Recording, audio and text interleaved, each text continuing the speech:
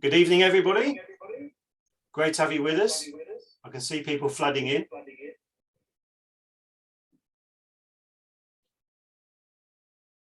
Just going to stop sharing Jose's screen for a while.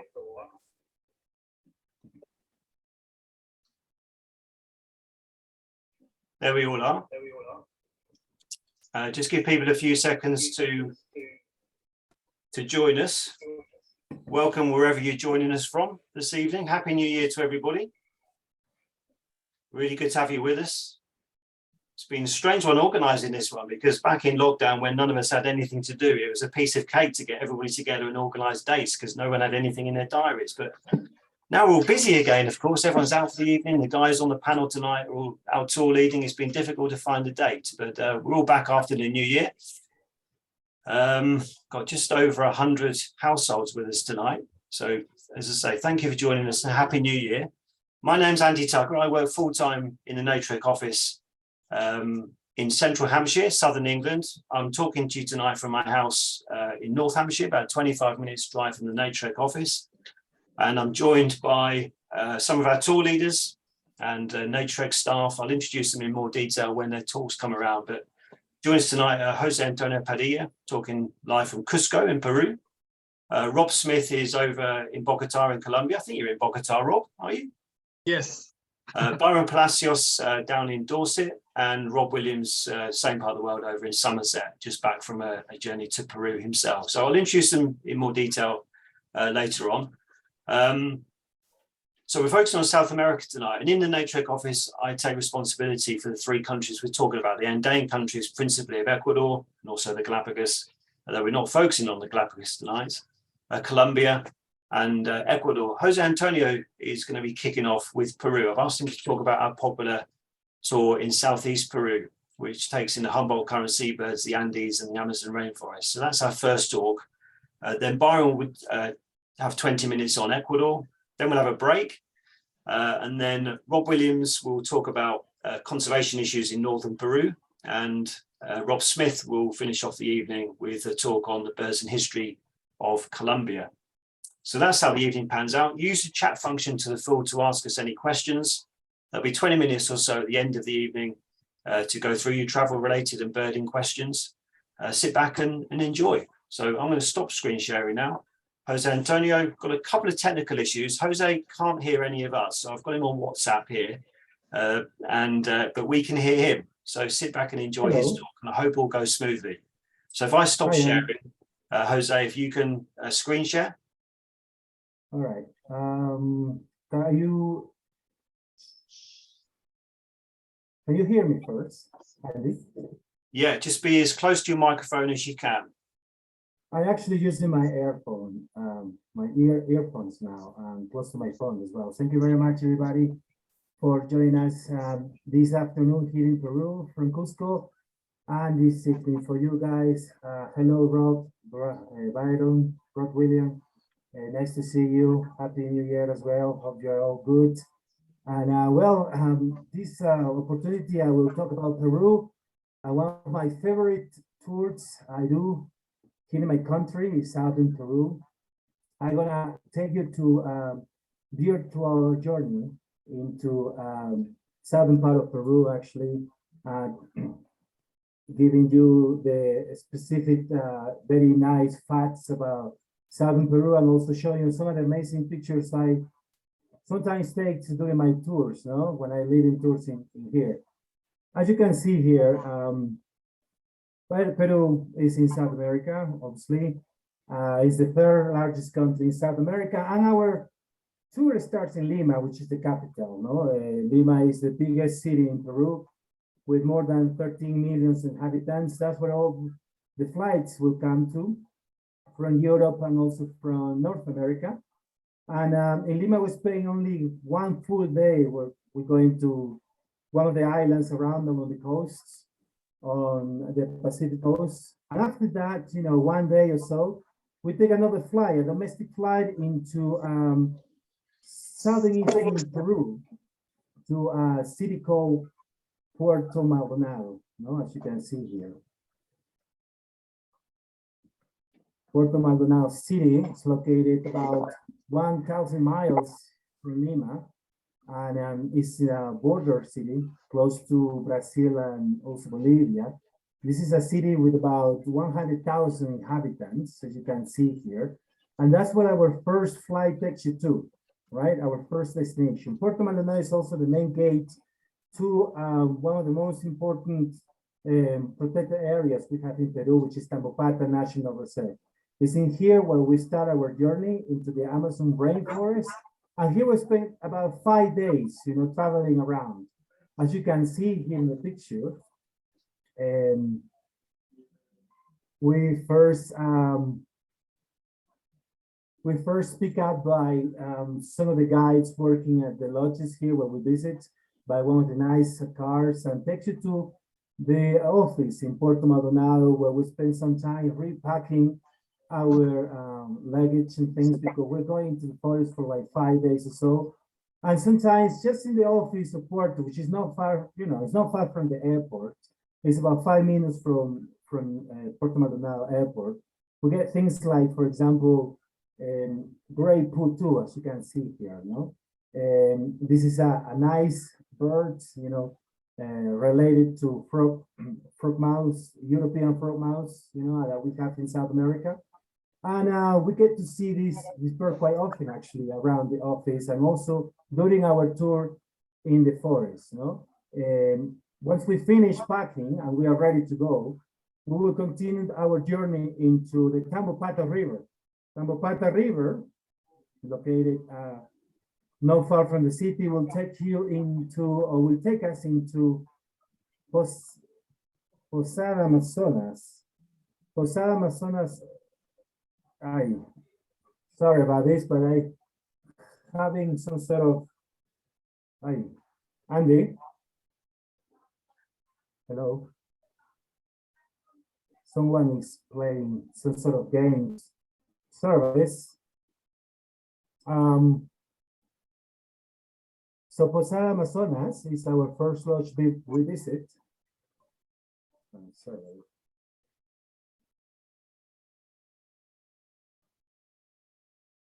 Sorry about this, folks. I having a little problems with the technical problems with the microphones here.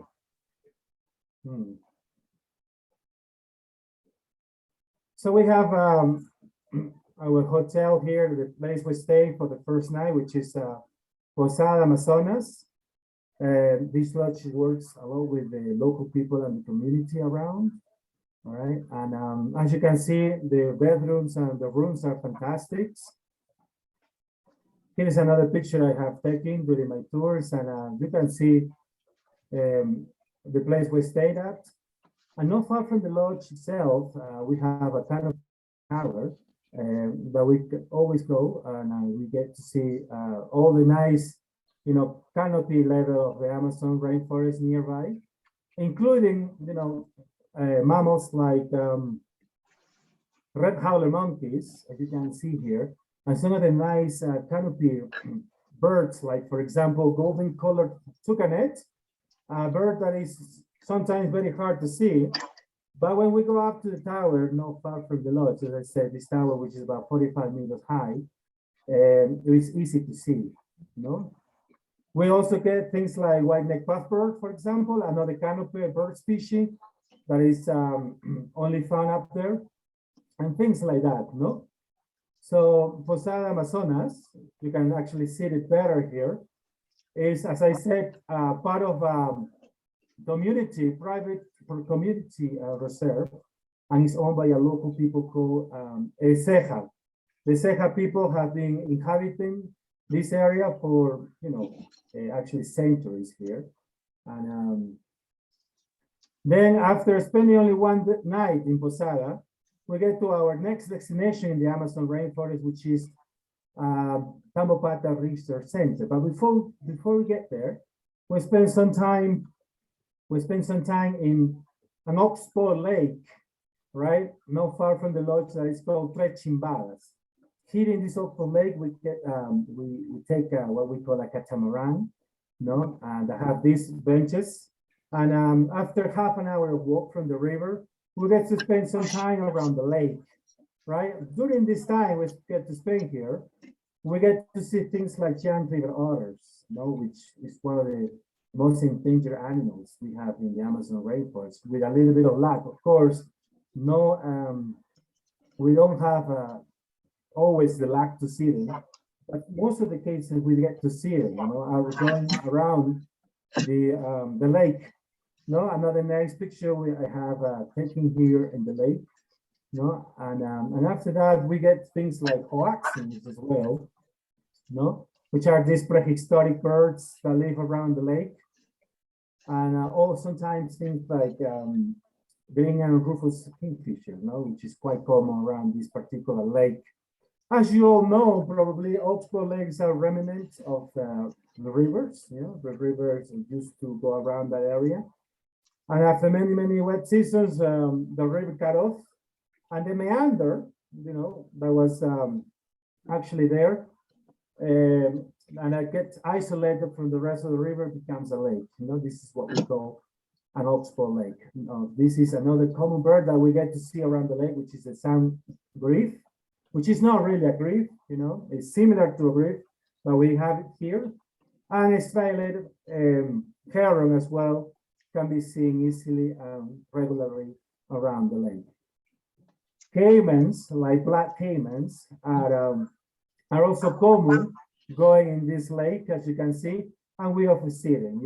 Oxbow lakes, being far from the river and far from humans, can hold a lot of wildlife, like giant river otters, which is amazing in the Amazon, and also the black caimans, as well as other species of birds. Then we go to Tambopata Research Center. As I said, we were in Trachimbada Oxbow Lake, as I said, and then from here, we take the motorized canoe and we go all the way up for about 6 hours to another amazing lodge, which is farther into the reserve, which is Tambopata Research Center. Tambopata Research Center is owned by this private company in Peru that is called Rainforest Expeditions.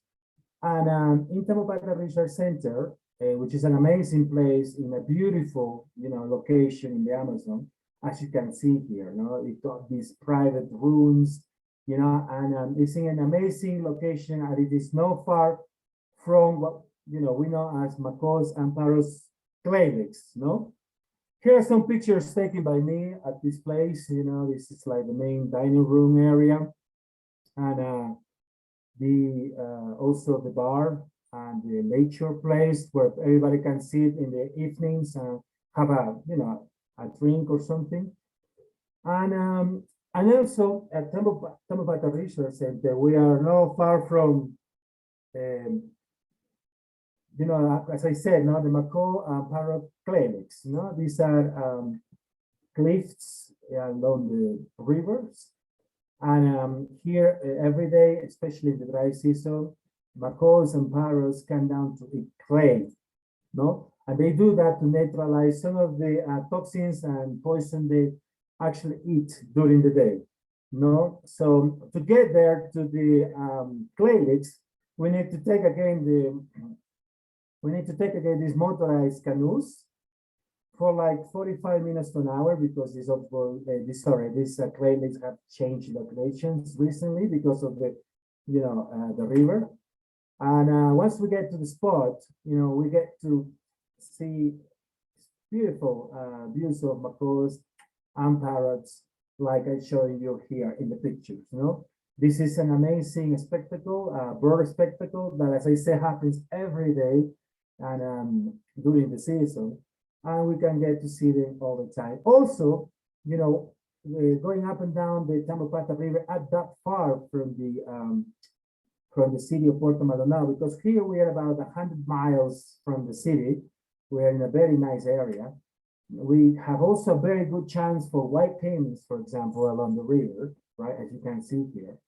Also chance for Brazilian tapir. This is a picture that I had taken in my last tour, that where we witnessed a couple of lowland tapirs or Brazilian tapirs coming out of the forest. Really a great show. along the river of Tampata, no, and also we are very lucky, no, that doesn't happen all the time, but we're very lucky. We can get, the amazing jaguar, no, which is, as you know, is the largest wildcat in the Americas and the third largest wildcat in the world, no? Things like this, we can actually find along the river that far around Tampata Research Center. After spending time at Tampata Research Center, we're going to, hold on a second. We're going to Cusco. No? So you can see again Tampata Research Center here. No? And after that, we're going back to the city of Puerto Maldonado. And then we take a 45-minute flight to the city of Cusco, which is only, 300 miles from Puerto Maldonado city. And we're going to the ancient, city of Cusco. This Cusco is an amazing city, as it was the capital of the Inca Empire, for many years, more than 500 years ago. And here we get to spend also a few days before we start our activities around. So during the time we are in Cusco, we do a city tour, and also we go to the Sacred Valley and things like that. But once we get to Cusco, of course, different wildlife can be found as we're that high. In Cusco, we're about 11,000 feet in elevation, whereas in the Amazon rainforest, we're about 300 meters, which is about 1,000 feet only. Things like Andean hill star can be seen around in one of the tours we do. An amazing bearded mountaineer, which is a Peruvian endemic, can also be seen around, and also, as I said before, Cusco is the ancient city of Peru, and that has a lot of history because it was the capital of the Inca Empire.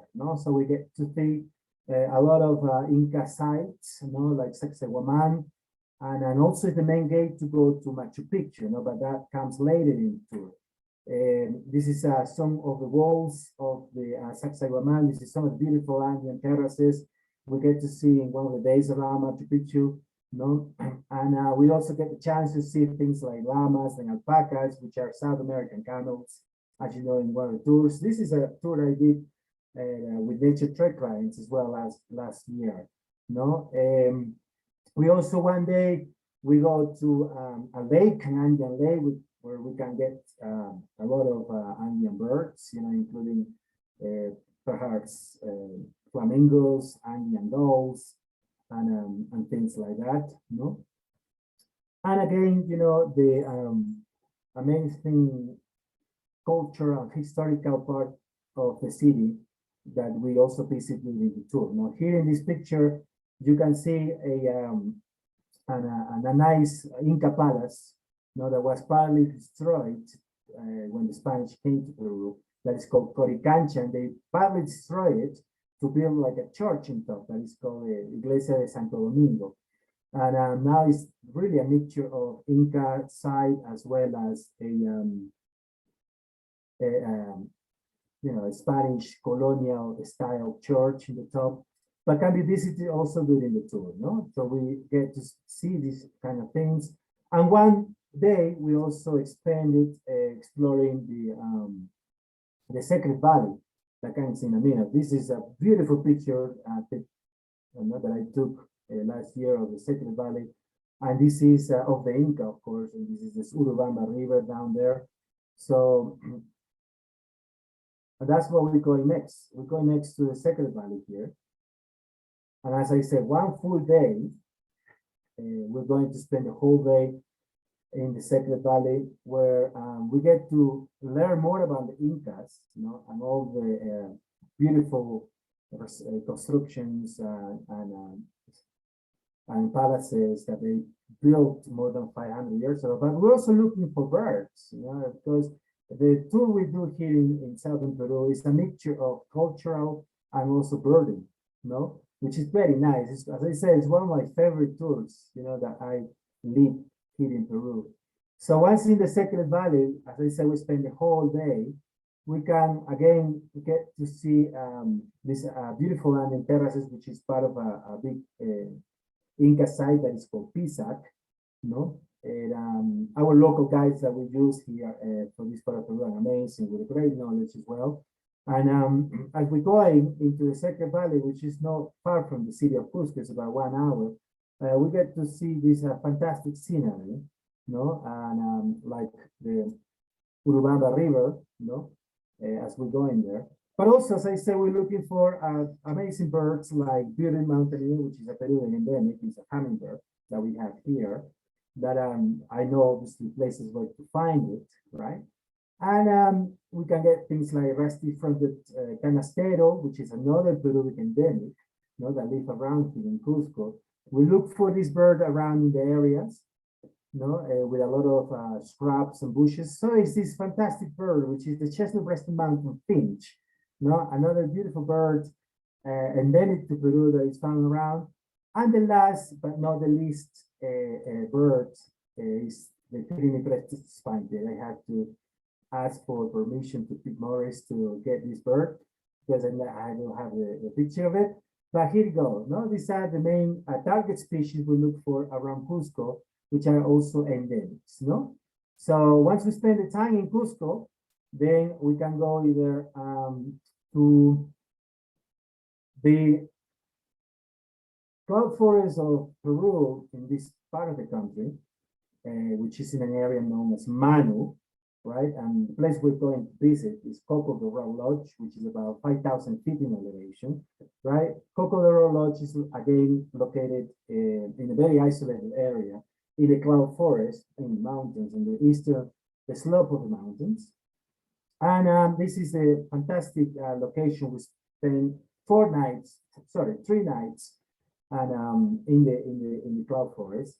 You can get to see the beautiful rooms inside with private toilets, you know, and hot showers in the bathrooms. The fantastic scenery of cloud forest always provides, you know. Here's our van that took us there one day, and we get also fantastic bird life, like for example Andean cock of the rock, which is an official bird of Peru, right?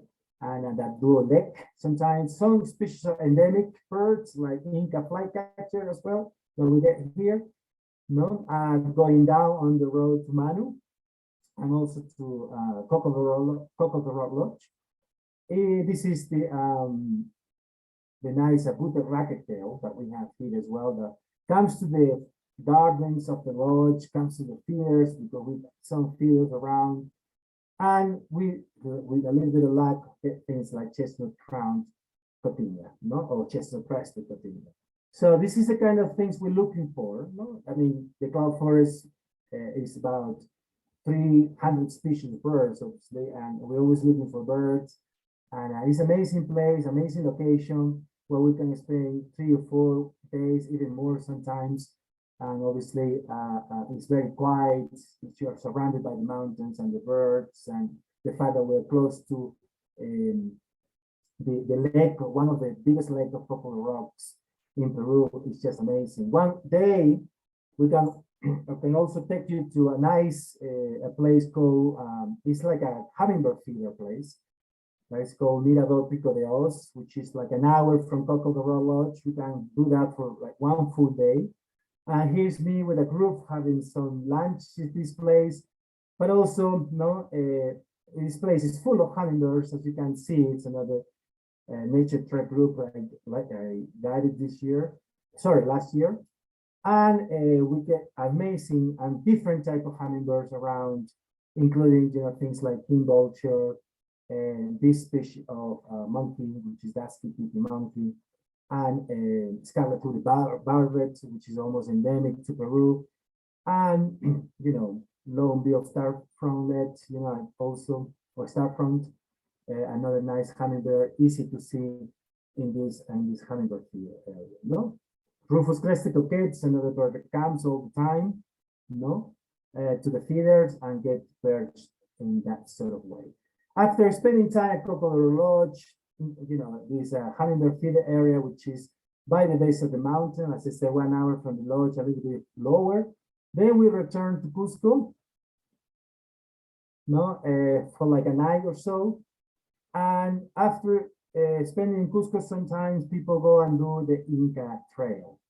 It's in fact in the same time some people go to do the cloud forest area of Peru, that some of the people can do the Inca Trail. Here's where the Inca Trail starts. The Inca Trail takes about 4 days, 3 nights, although we do it in 5 days, 4 nights. And in this during this time, people get to, you know, see this fantastic scenery. As you can see, we walk on this ancient trail that is by the Inca until eventually we get to the Sun Gate, which is where we get to see Machu Picchu for the first time, if you can see here. And here's a picture of mine with my local guy Alvaro, which is an amazing guy that I always take with me in my tours. And here's one of, you know, some of the Andean terraces and Inca constructions that we get to see during our Inca Trail to Machu Picchu. This is Paddington Bear that was taken by one of my clients last year, and to, you know, put it there at the Sun Gate before we reach Machu Picchu. No, some amazing orchids as well we get to see around, and so you have an idea of the scenery we get to see during the Inca Trail, and obviously the kind of tents we use during the trek. So once we finish either the 4 days in the cloud forest or the 4 days in doing the Inca Trail, we finally made it to Machu Picchu.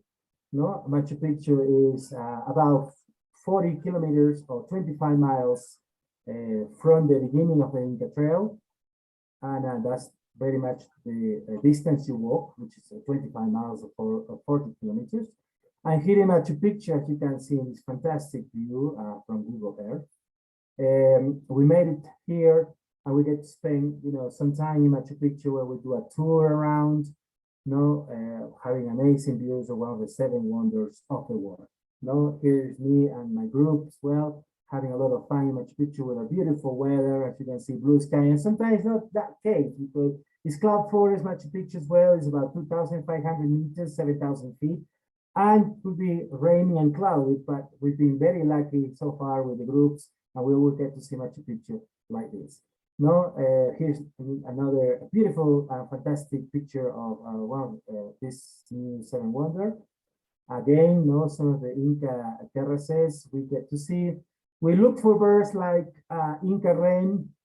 Now you can see here, which is a Peruvian endemic during the walk to the citadel. And mask, no, food eater, another endemic species of bird we have around Machu Picchu. No, mitred parakeet as well is another bird, not endemic to Peru, but also found around. And silvery tanager, another of the specialities around in the area. I know I got 22 minutes. I almost finished. And after the Inca Trail, and after obviously the time in Machu Picchu, we get to spend 1 night in one of the most fantastic hotels we have in Peru. In fact, it's called Inca Terra Pueblo, as you can see here. This is a 5-star hotel we have nearby, and one night in there with lunch and dinner, and is what we're spending here. They also have beautiful hummingbird feeders around, and a fantastic garden, as you can see, that brings a lot of tanagers and hummingbirds, and also cocoa rock sometimes. No, as you can see, the facilities here is just amazing. And after spending all this time in Peru and doing the Inca Trail, we get to spend time in this fantastic place. No, so that's basically it.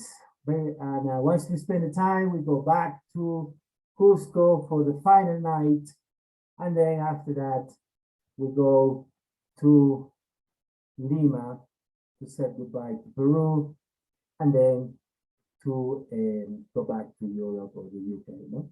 So 24 minutes. So this is it. Guys, I hope you enjoy it. And sorry about this problems with with the communication. Yeah, thank you very much, Hello, Jose. That's Andy.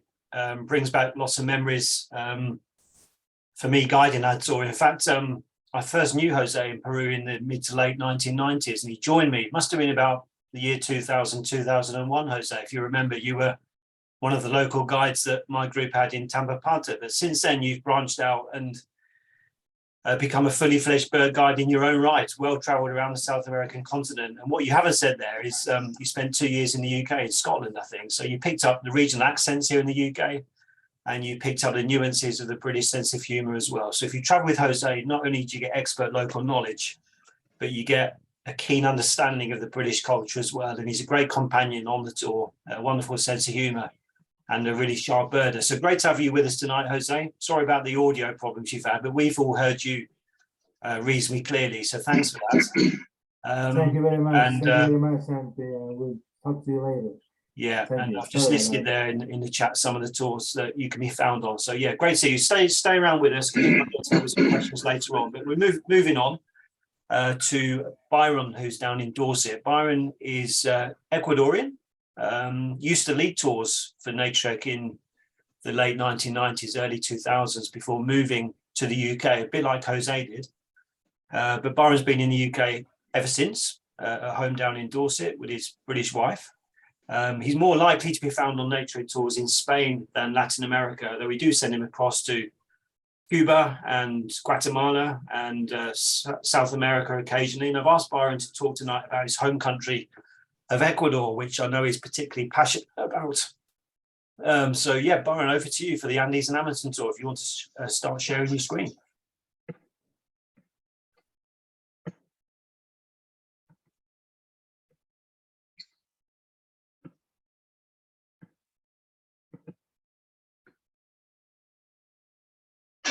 Thank you, Andy. Hello, everybody. It's great to have you again on this Roadshow.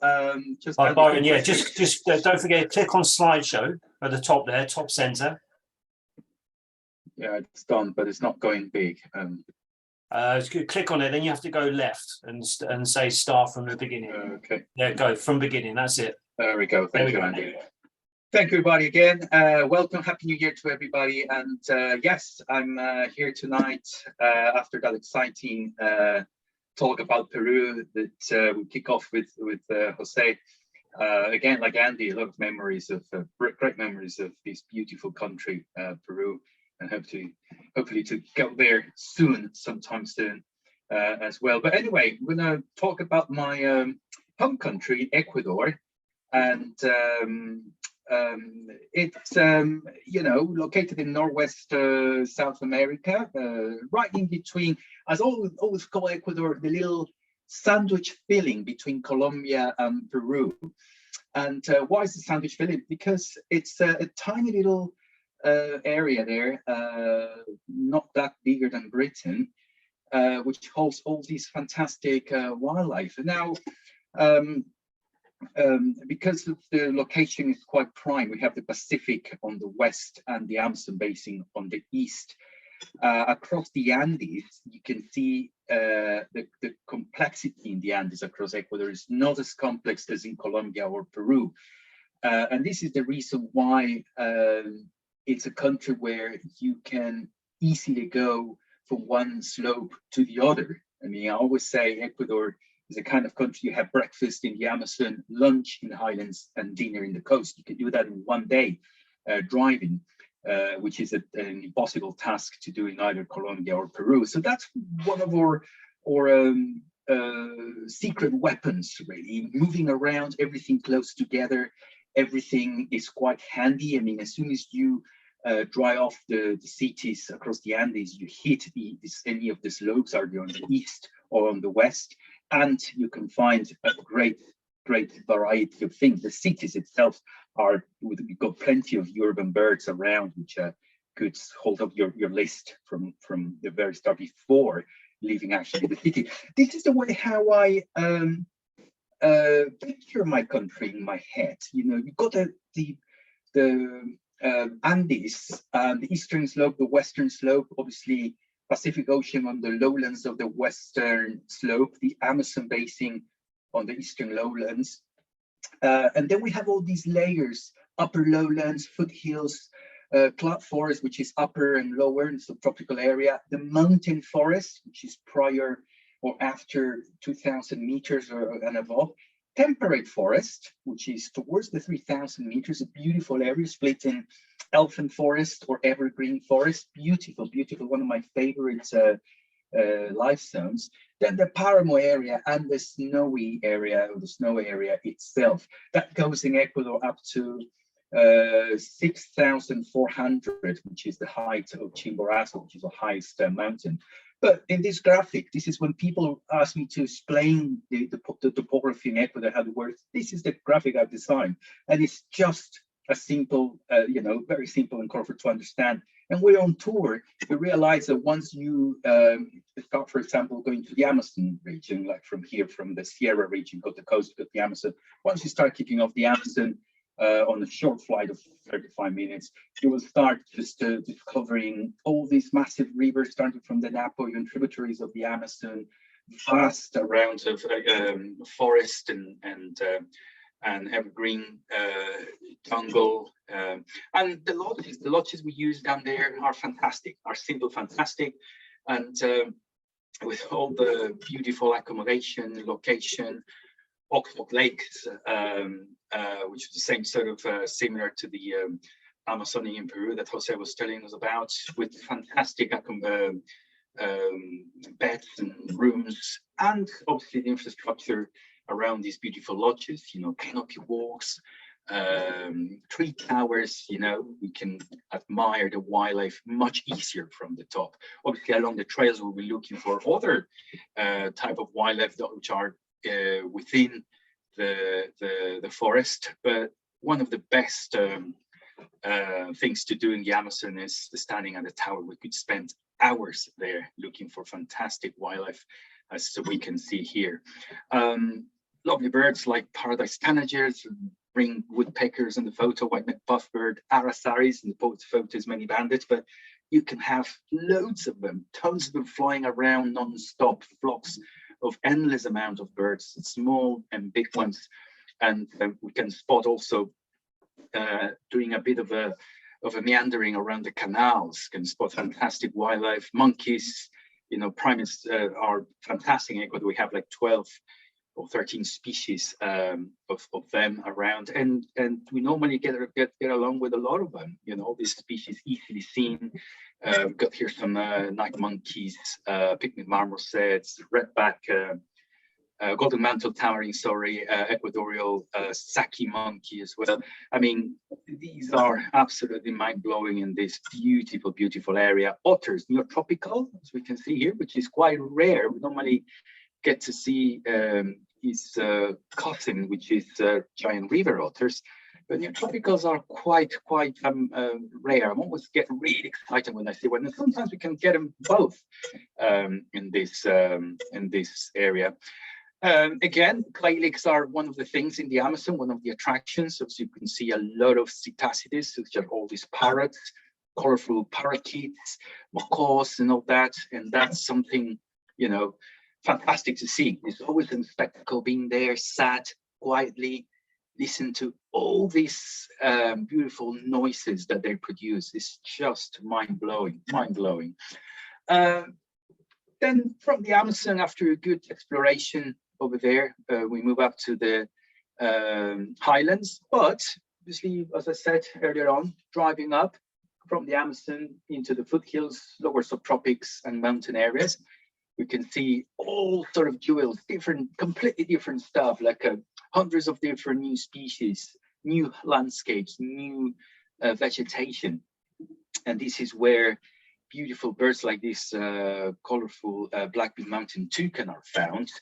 Then the one and only torrent duck, which is a very, very probably one of the most remarkable Andean birds. You know, everybody's is always looking for always taking a look of the rafts and the rivers, you know, where they live in the foothills of each slope.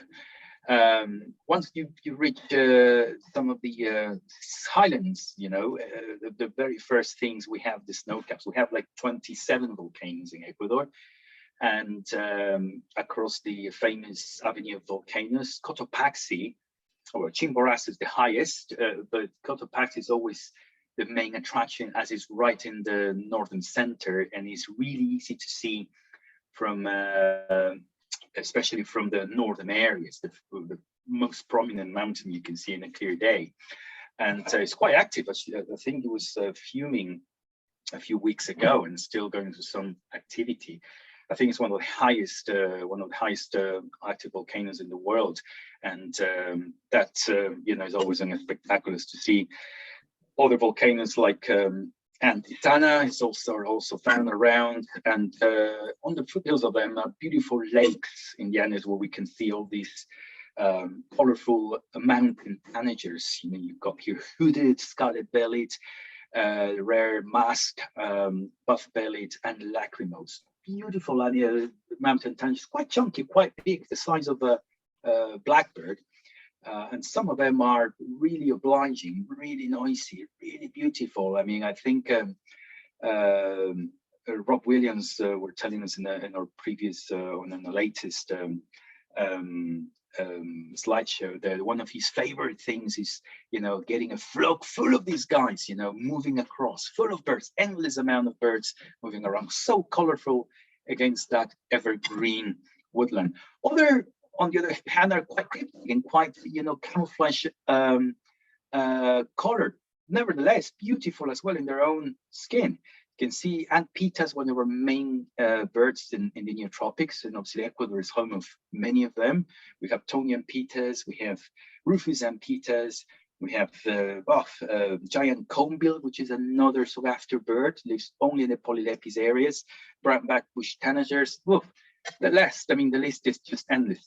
And also mammals. Sometimes we come across spectacled bears. Pumas more difficult, but you'll never know. You never know with cats. But lately we've been seeing a lot of spectacled bears quite easily. They have passage areas, or have located passage areas, and we have had fantastic views, especially in our Ecuador's mammal tours. And one of the jewels of the hummingbirds down there is swordbill hummingbird, an amazing thing, quite surreal. When you see it, you won't believe that it's big. It's nearly bigger than his body. Quite spectacular, easy to see. Again, accommodation, quite comfy, quite beautiful. This spa we've visited in the highlands is very nice, right in the foothills of the Antitana volcano. Other accommodation in the cloud forest as well, on the mountain forest, is very comfortable, very nice. And then moving from the highlands towards the western slope, or the coast region, the Pacific region, going through interandean valleys with birds like this purple-colored woodcock can be seen, giant hummingbird as well. It's really easy to be seen there. And as you're ascending, leaving the interandean valleys, you get into this upper mountain forest and then upper subtropical areas. The contrast and the variety of landscape is absolutely mind-blowing. Again, just short drives. I mean, from the interandean valleys in the highlands, you get an hour's drive, and you are into this beautiful greenery gate, this green gate into the western slope. And again, the variety of birds here are absolutely mind-blowing. You've got colorful barbets, like these toucan barbets, this orange-breasted fruit eater, Andean cock of the rocks, either on both slopes, flying-faced tanagers. The list is just plague-billed mountain toucan, red-headed barbet. God, the list is just endless in these beautiful subtropical forests, which is normally cloud and overcast. I like it like that. It's like going to the beach, you expect to be sunny and lovely. I like the cloud forest when it's cloudy, overcast, and even drizzly, a little bit rainy, but that's the right health of the habitat. We have 3 species of quetzals, pavonin, which is found in the Amazon, and also golden-headed quetzal and crested quetzals. They're both fairly easy to see. Pavonin a little bit more difficult in the Amazon, but we often get to see them, and you can often hear them as well. They're quite loud, especially golden-headed, accompanied by tanagers, more tanagers. Gosh, you will lose your minds with tanagers, you know, black-capped tanager, golden tanager, glittering green tanager, rufous-throated tanager, and hummingbirds. Hummingbirds are very abundant on slopes, either eastern or western slope, and we can see loads of them, either on feeders or on flowers or along our walks, and the photo opportunities of them are endless. Other mammals that could turn up there are tyrants. You know, you've got the recently discovered Olinguito, you've got kinkajous, is this one right here, and all normally happens around the accommodation. Beautiful lodges, strategically, you know, located in the areas we visit, and you know, quite brilliant themselves with the service, the comfort, and as I said, they sort of offer a very good array of wildlife nearby. When you have some time, you know, you get the time to go to see Quito, you know, especially the old town, which is quite of a nice place, lovely buildings, colonial churches, and lovely views as well from one of the hills. This one is from El Panecillo, especially at night you can see the whole old town of Quito, quite beautifully layered, and during the day you can see all this lovely scenery of northern Quito, surrounded by all these mountains and some volcanoes around. Down in Ecuador as well, we have the southern bit, which is completely different, and again, Tumbesian area, all the western wetlands, and also the eastern slope, which are absolutely brilliant, and it's part of a repertoire of tours down to the country. Again, really fantastic lodges, easy centers, you know, not that long drives, but very pleasant, along good infrastructure, good lodges, good roads, and the most fantastic people and locals down there ready to welcome you to this fantastic country.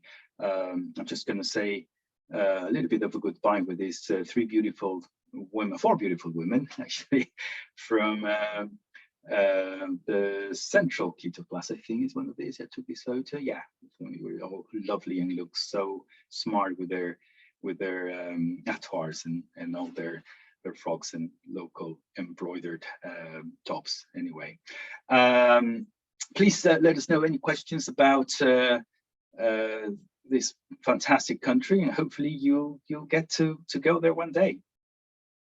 Thanks very much, Byron. That's great. Really good stuff. Again, brings back lots of memories to me. Wonderful country, as you say, easy to travel around, some great birding, good accommodation, and in many respects, a good example for other Latin American countries to follow in terms of ecotourism and sustainability. So really great talk there. Thanks. We will take a quick break now, and we are, just give you the opportunity to go and fill up your glasses, pop to the loo, and we'll be back at 8:25, just 5 or 6 minutes time. Thank you. Thanks, Byron.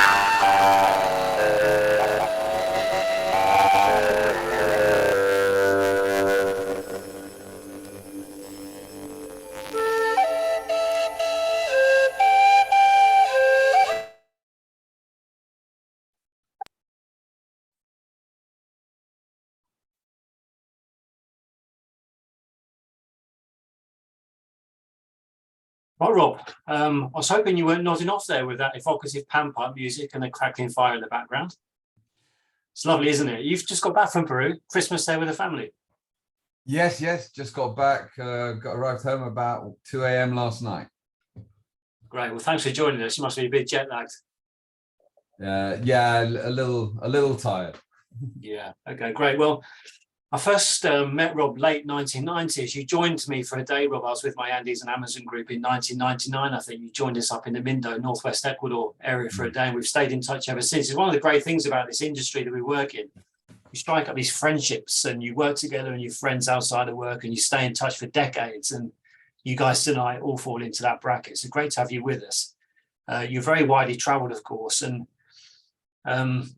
this is the third winter that we've done of these kind of lockdown inspired talks. And when I'm in the office with a team kind of putting the schedule together, we kind of think, well, how do we keep this fresh and keep it relevant instead of just doing the same thing time and time again? And we thought a lot of our tour leaders were involved in research and conservation issues, and you particularly. So what I want to do for each of the evenings we're doing this winter is just to ask one speaker to not so much focus on the highlights of a tour that we sell, but to bring in kind of some wider interests and conservation angles. And that's what you've agreed to do tonight for us, Rob. Well, loosely centered around our Northern Peru tour, which you led for us in November 2022. So yeah, great to have you on board and look forward to hearing what you've got to say. Great, thank you very much, Andy. Let me just get this sharing. Where is it gone? Too many buttons to press. Is that sharing now? Sorry, come off mute. Yeah, you sharing, Rob, that's fine. And now Okay, you're on the slideshow. great. That's great, yeah. Okay, well, thank you very much for inviting me to speak tonight. So as Andy said, what I'm going to do is I'm going to touch on a few of the conservation challenges and some of the successes in Northern Peru. And I'm doing this with a Naturetrek perspective. So this is based around species that are generally seen on that Northern Peru Naturetrek tour. And that actually going there and seeing them in some ways contributes to their conservation. So here's a quick image of Peru. It's the area located to the left of the image with the massive Amazon basin in the center. And up in the very northwest, you can see a little white desert out on the westernmost point of South America. That is the Satura Desert. And so that's sort of roughly the area we're going to be looking at for Northern Peru. Here's a sort of roadmap of the area of that most of the Northern Peru tour that Naturetrek offer covers. It starts off actually out further into the Amazon basin in an area with virtually no roads near Iquitos. And then it flies into Tarapoto and it comes across that yellow route, basically finishing up at the city of Chiclayo on the Pacific coast. So basically, I always say it goes from the heart of the Amazon to the Pacific. And some of the places I'm going to talk about on this map here. So let's crack on. So Northern Peru is an incredibly biodiverse area. There's over 1,600 bird species there, 59 country endemics, 150 restricted range endemics, and you can read those. But similar high levels of diversity of other taxa. So there are lots of mammals, there are lots of reptiles and amphibians, because it's the same reasons. It's this sort of Cordilleran chaos in Northern Peru, lots of mountain ranges, lots of dry valleys between them, different habitats. So every 50 kilometers you go along, you completely changed habitat. And that gives rise to this incredible diversity. But it also creates some incredible conservation challenges. So I'm going to start off in some of Northern Peru. This is a mountain that's very special to me. This is the Chapari Reserve. This is the first private conservation area established in Peru. And it's a community-owned conservation area of 34,000 hectares. And this area was set up for two of the species we're going to talk about today. And the first one of those is the Andean bear. A lot of people think of Andean bears, also known as spectacle bears, as being cloud forest animals and seen on the Paramos and in the cloud forests of the high Andes. Well, that's not really true. That's where generally they are surviving because it's the place where humans have had least impact. But this species used to occur right down to sea level. And they used to come down and forage on carcasses on the coast. And there are only 2.5 to 10,000 left. This is IUCN data in the world, in quite a fragmented distribution from Venezuela through Colombia, Ecuador, Peru, into Bolivia, and extreme northwestern Argentina. They're threatened by hunting, habitat loss, and fragmentation. But one of the unique things about northwestern Peru is this is the place where the highest density of this bear is found on the planet, in dry forest.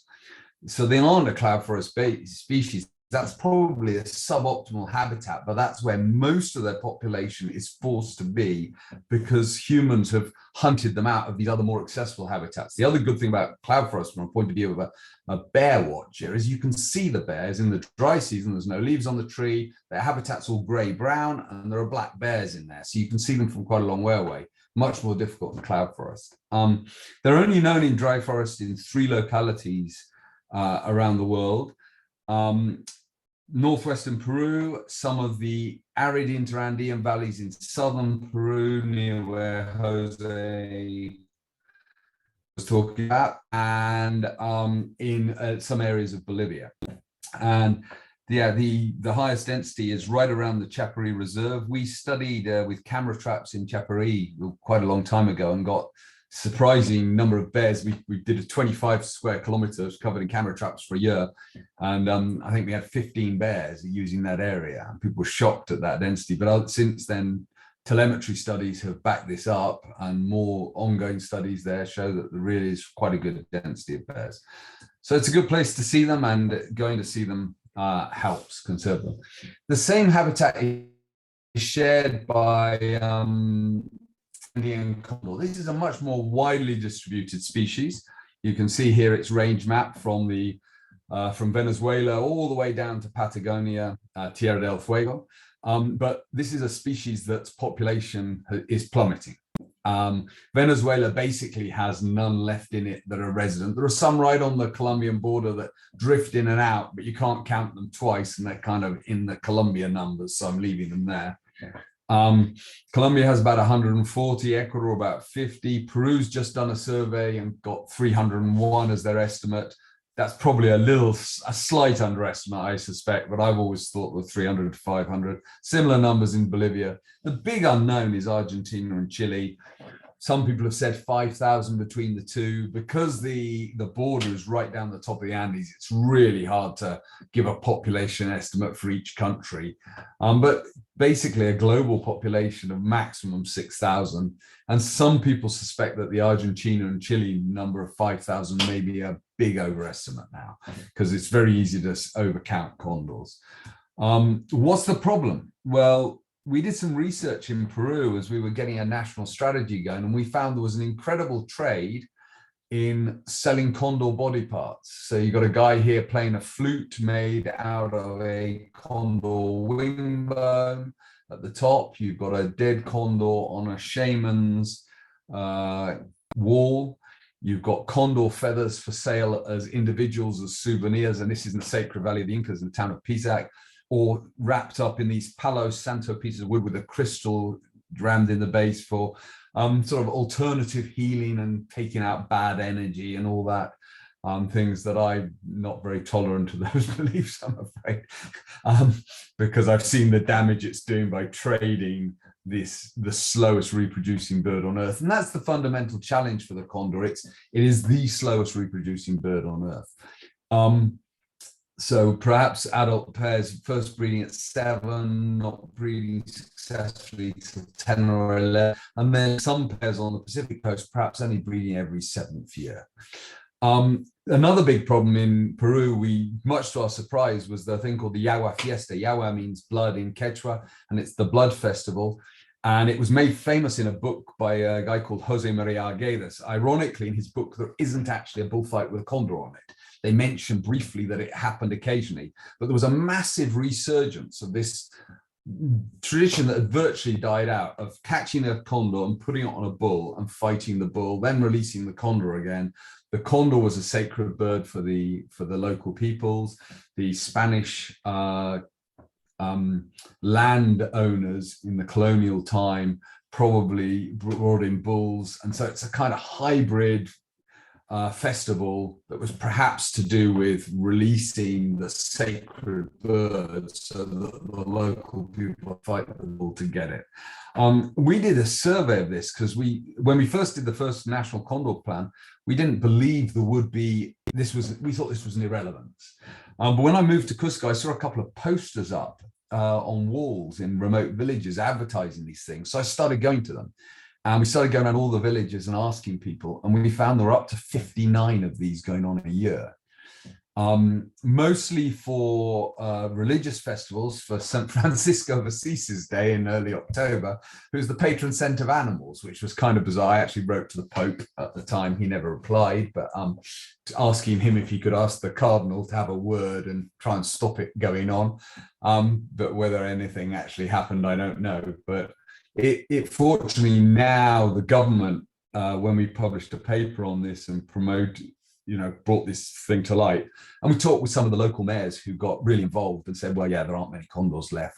And it's virtually stopped now. So the government kind of came down hard on it as well, which was good. But I did go to quite a few. It was a bizarre and fairly horrific kind of spectacle. Here you can see one of the last ones I went to, because we went to try and see what the impact on the condors was. And yeah, here you've got an adult female condor tied to a bull, and at the back you see those guys beside the blue wall. There's the two, one of them's a policeman.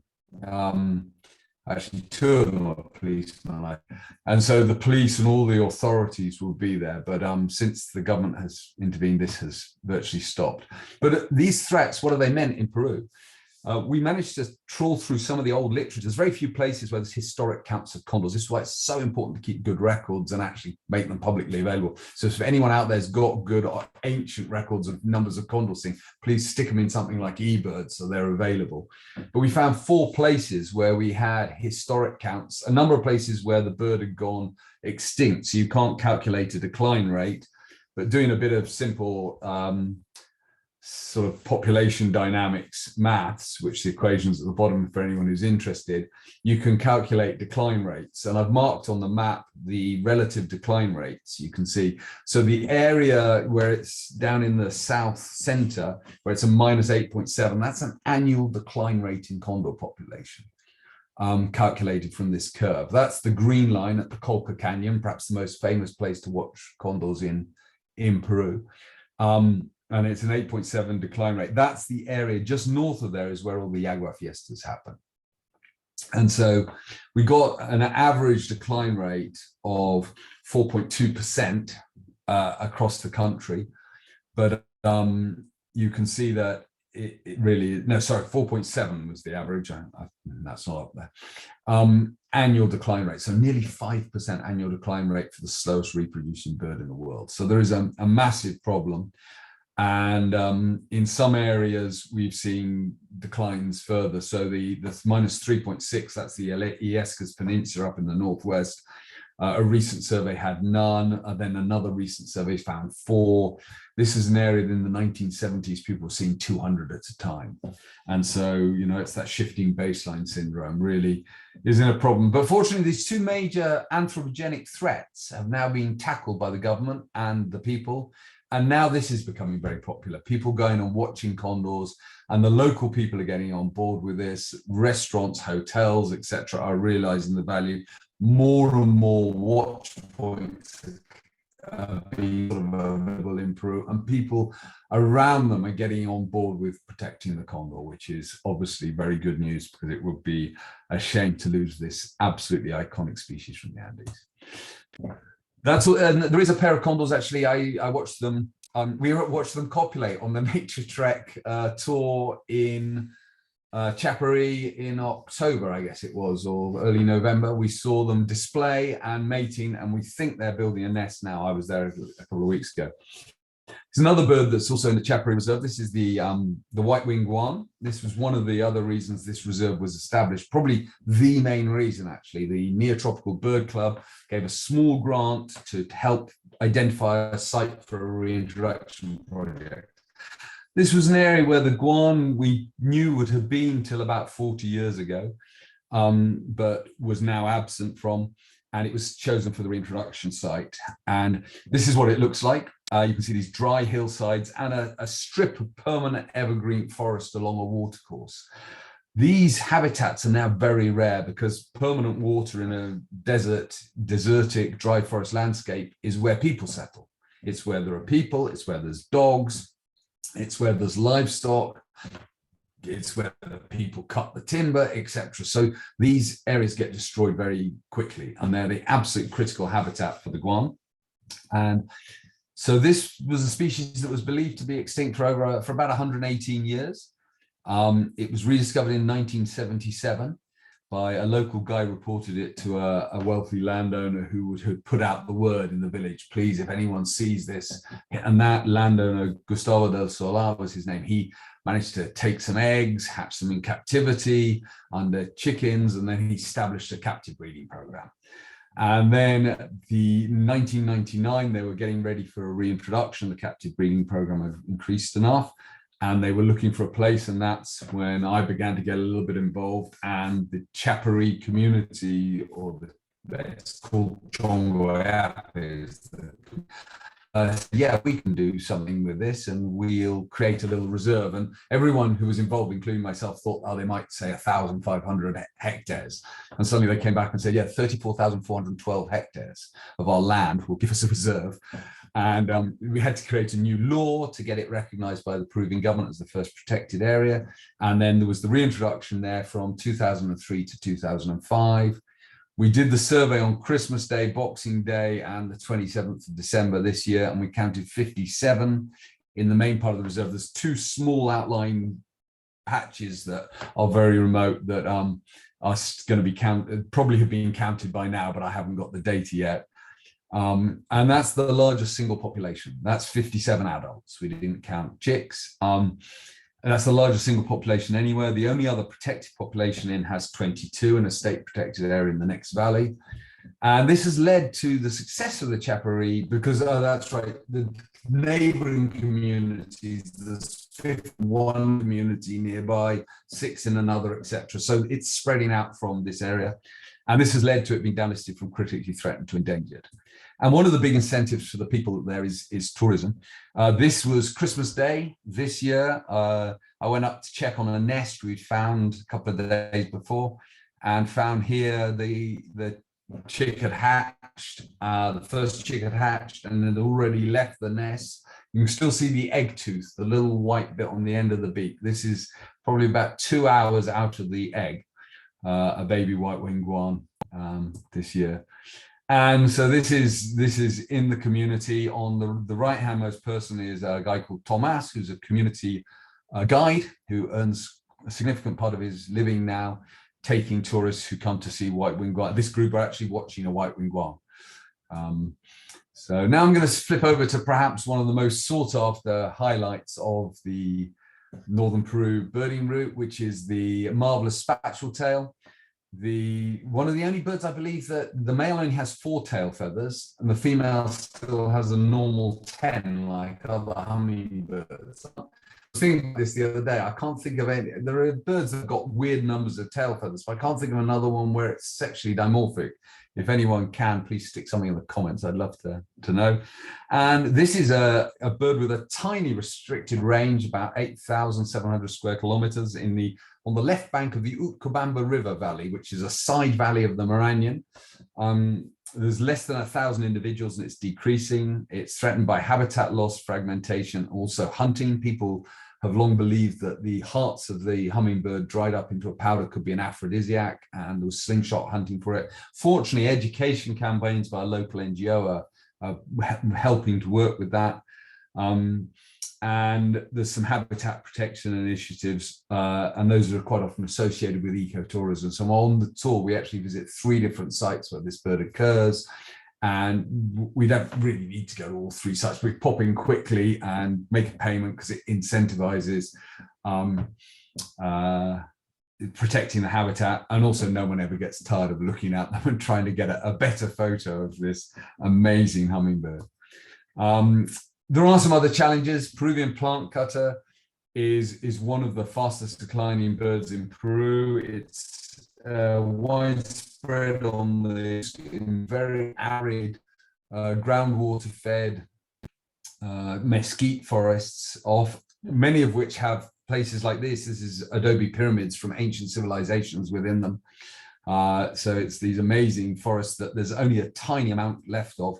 It's highly fragmented now.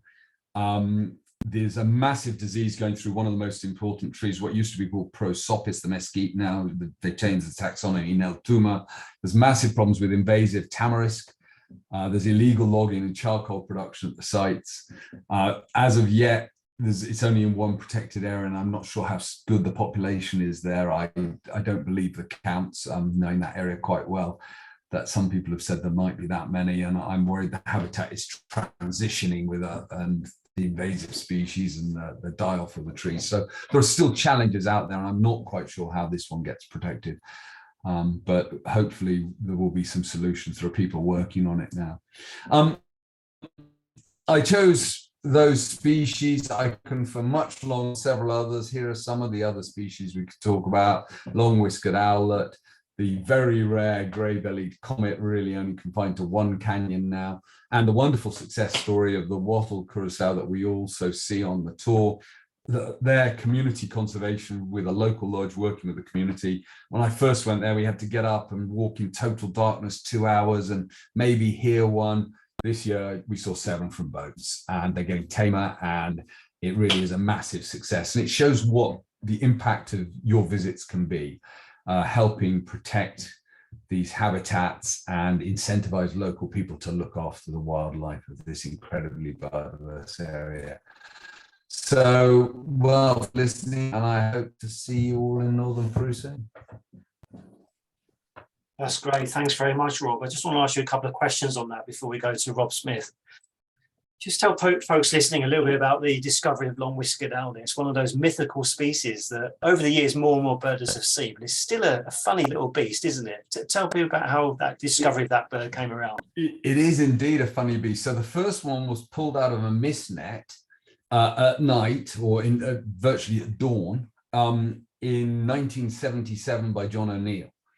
And he was an ornithologist who was studying birds as they put a new road into the Amazon through the Abra Patricia area. And he collected it and described a new species in its own genus, Xenoglorx, strange owl. And so a totally unexpected discovery. And then it was not seen again for years and years and years. And then the next one was pulled out of a mist net as well in a similar area. I spent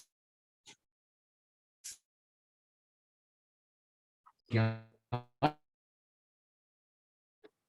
think Rob's internet connection has just gone there, I think. John O'Neill hypothesized that it was probably flightless, that it basically jumped and glided, because several saw it flying up. I spent 3 weeks wandering around at night. But so the second one was pulled out of a mist net as well, by Dan Lane, and he kept it in his tent. He roosted it in his tent in a bag, and it started calling, and he recorded it. And then with the call, people then went, oh my God, that's what that is. And so it's still a challenge to see. You've got to walk down a bit of a path for a couple of kilometers in the afternoon, wait for dusk, and then listen carefully and keep quiet and get it. And it's tough. And if it starts raining too hard, because it was right in a stream valley, so the stream can be too noisy, you can't hear anything. And I mean, we usually manage to see it, but it requires a bit of effort. So yeah, great. Okay, we'll come back to Peru and some questions later on. Let's get Rob Smith talking. Rob, welcome. Good to see you again.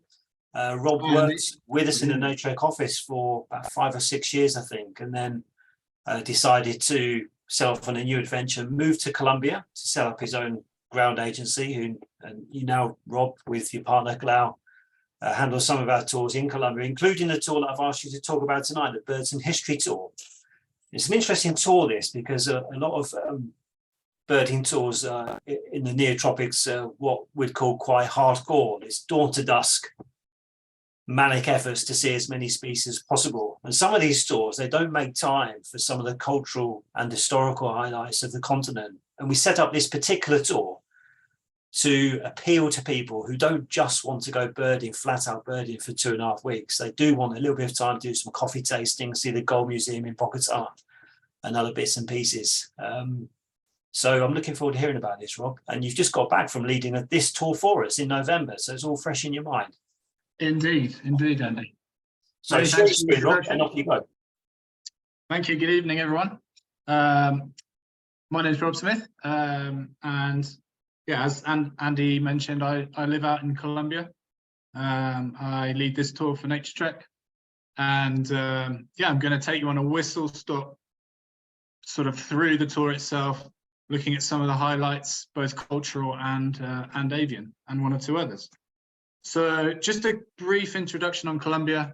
Colombia is a mega diverse country. It has the longest list of any, in terms of birds, of any country in the world, approaching 2,000 species, close to 500 species of mammals, 1,300 reptiles and amphibians, and an untold number of plants, including an incredible 4,000 species of orchids. So it's a mega diverse country.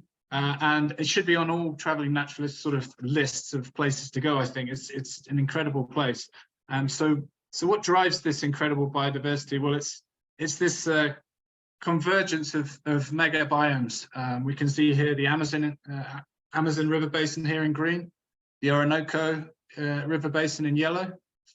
Here on Colombia's Pacific coast, this is the Choco biogeographic region, one of the most biodiverse regions anywhere in the world. On the northern coast, we have the Caribbean coast, and this blue region here is the Andean region of Colombia. The tour Birds and History really focuses in on these Andean region, and in Colombia from the south you can see that the Andes splits into 3 cordilleras, 3 ranges. We visit all 3 on this tour. So we start the tour in the eastern Andes.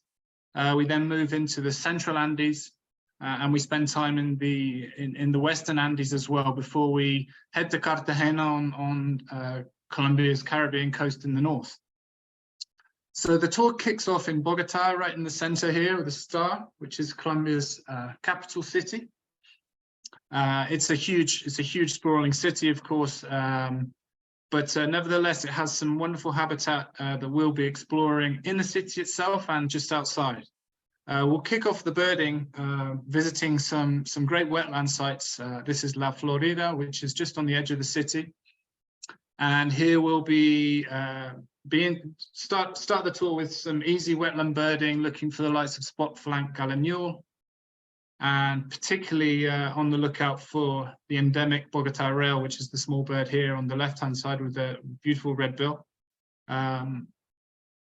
We'll also be birding above the city in Chingaza National Park.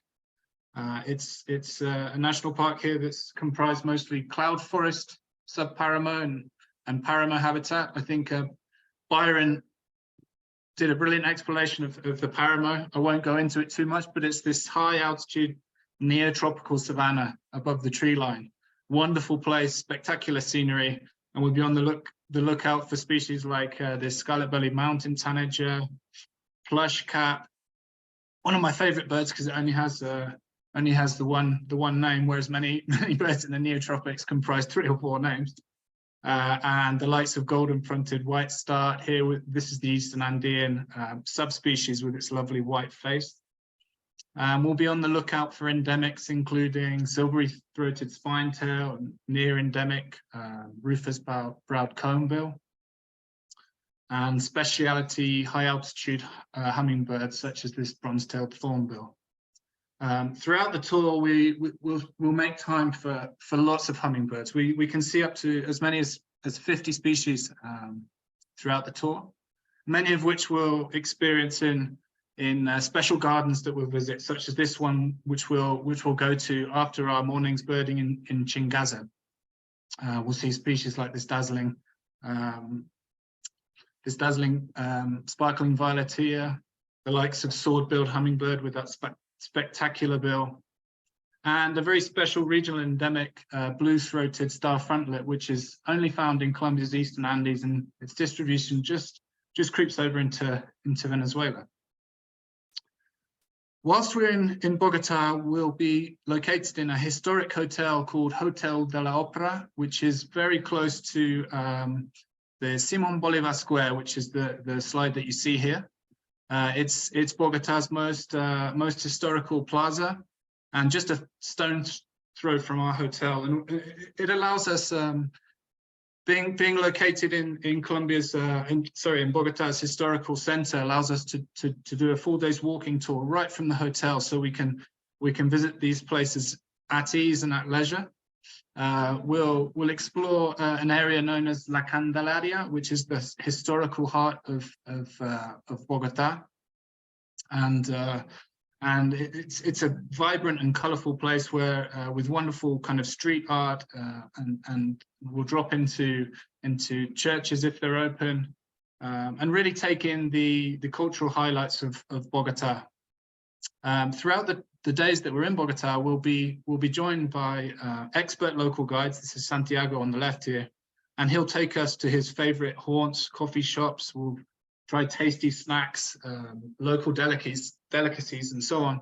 And we'll also visit a couple of Bogota's most famous museums. This is the Botero Museum, which holds artwork by Colombia's most famous artist, Fernando Botero, who's famous for producing these enlarged pictures. You see the family portrait here. And Botero is really well known for creating pictures that are larger than life, whether it's a family portrait, still life, and so on.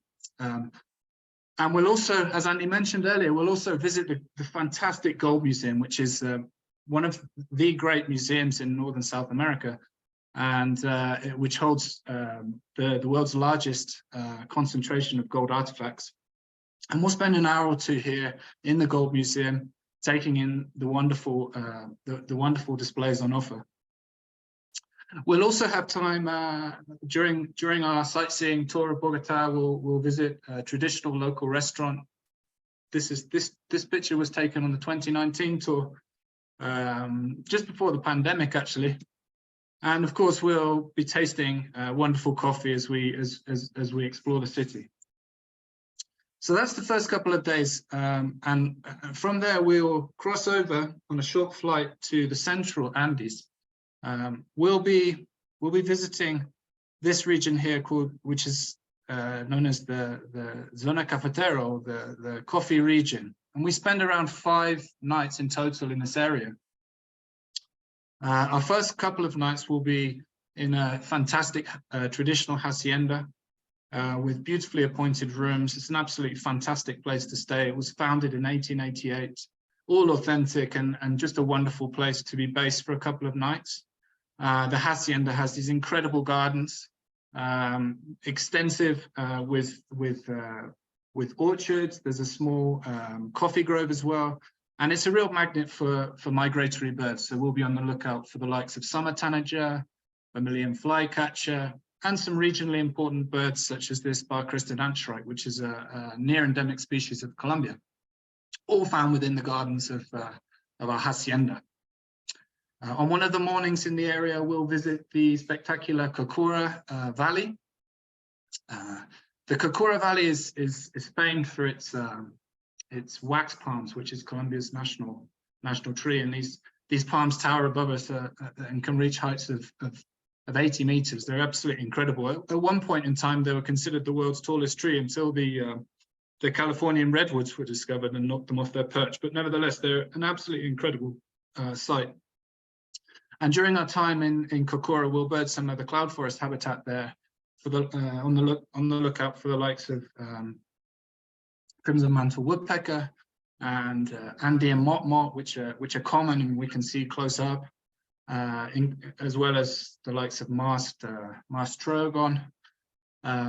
We'll also visit a beautiful cloud forest reserve called Otunquimbaya, which is just a short drive from our hacienda. And here we'll be birding. There's a couple of really special birds in the reserve, one of which is this Colombia endemic called caucaguan, which was considered extinct until fairly recently. And Otun is one of this species' strongholds. So we expect to see this special bird. Another key target of our birding in Otun is the wonderful red ruff fruit crow, this large member of the Cotinga family, which can be really tricky. It's got a wide distribution, but it's really tricky to see in some locations. But here in Otun, it seems to be well, it does occur in large numbers, so we'll have a great chance of seeing this spectacular Cotinga, the red ruff fruit crow. Other spectacular birds of the reserve include green or Inca jay. And if we're really lucky, we might find the wonderful multicolored tanager, which joins mixed species flocks. And we'll certainly be on the lookout for these mixed species flocks, because if we can find them in Otun, it's a real whirlwind of species and one of the great experiences of birding in the neotropics. We'll also be on the lookout for a few species of mammals, including Colombian red howler monkey. And on the rushing Otun River, we'll be looking out for white-capped dipper and the wonderful and incomparable torrent duck. I think Byron described this one wonderfully. One of the world's great ducks. Moving on, we'll be heading up to the Andean city of Manizales, which is a little north of our hacienda, and spending a night there, and it will give us great access to Rio Blanco Reserve, which is famous for its antpitters, and we'll be hoping to see the likes of chestnut-crowned antpitter and the endemic brown-banded antpitter.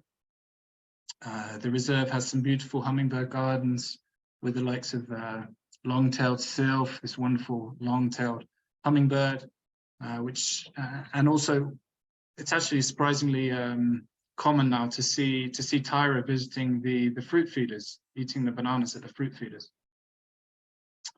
Around the reserve, we'll be hoping for the likes of black-billed mountain toucan and other dazzling species.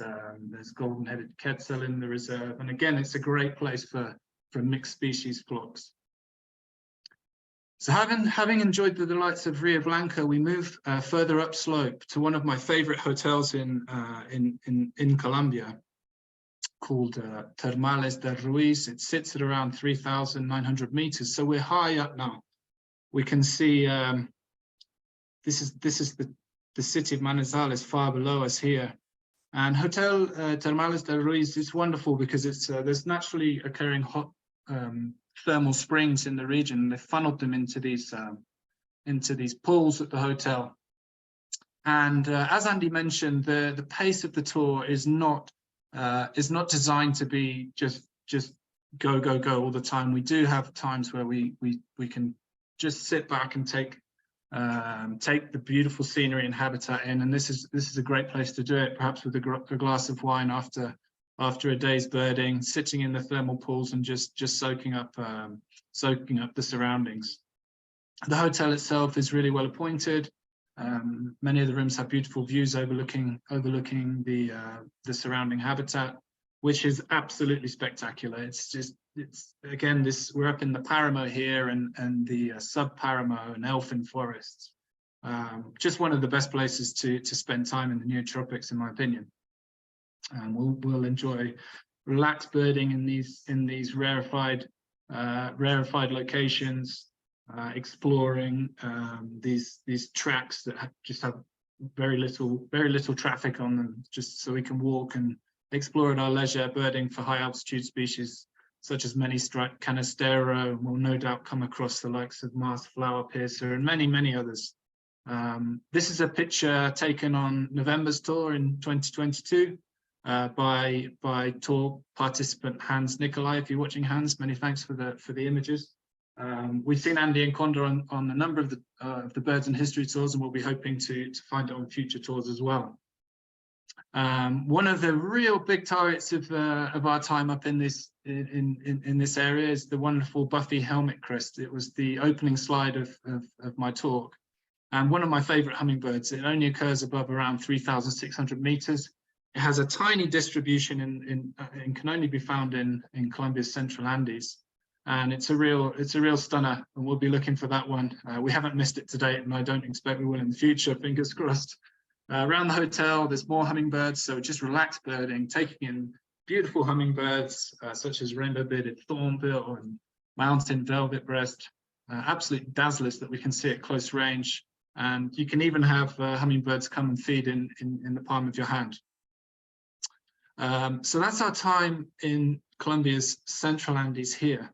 From here, we'll cross over the Cauca River, which separates Colombia's central and western Andes, and we'll move on to the town of Jardín, which is a beautiful little town nestled on the eastern slope of Colombia's western Andes. It has this wonderful plaza, one of the great places just to take a coffee and people watch.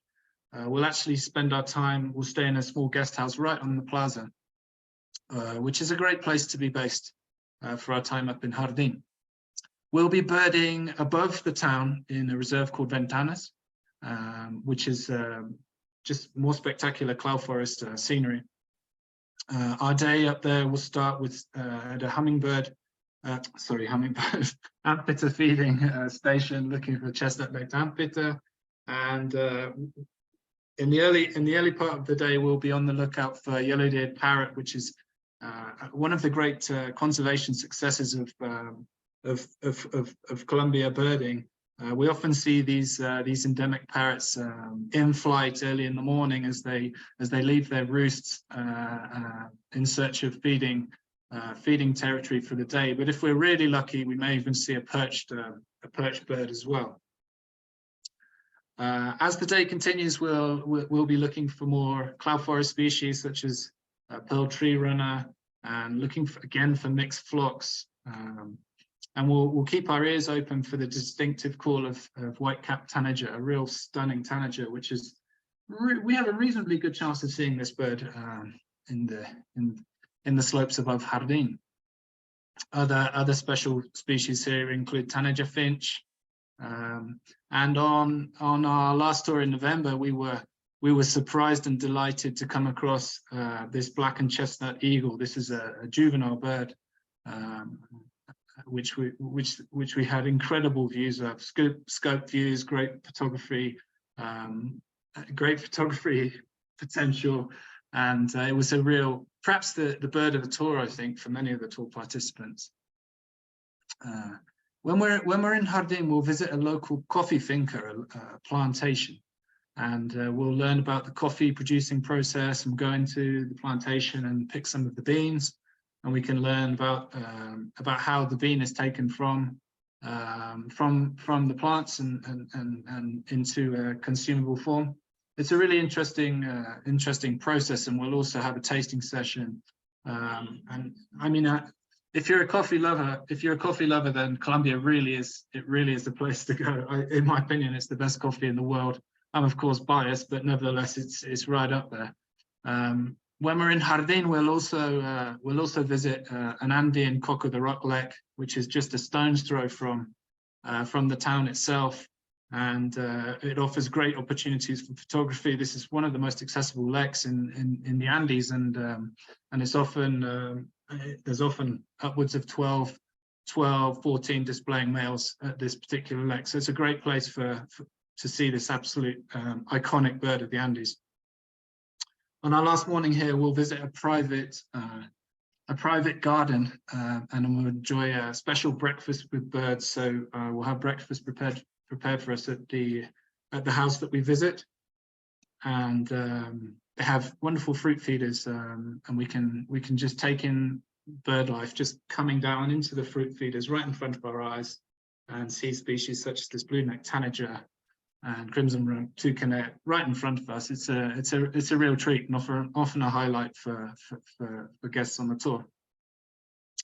So from Jardín, we'll make our way to Medellin, and then we're going to fly up to Colombia's northern Caribbean coast and the historic port city of Cartagena, which is where we finished the main tour.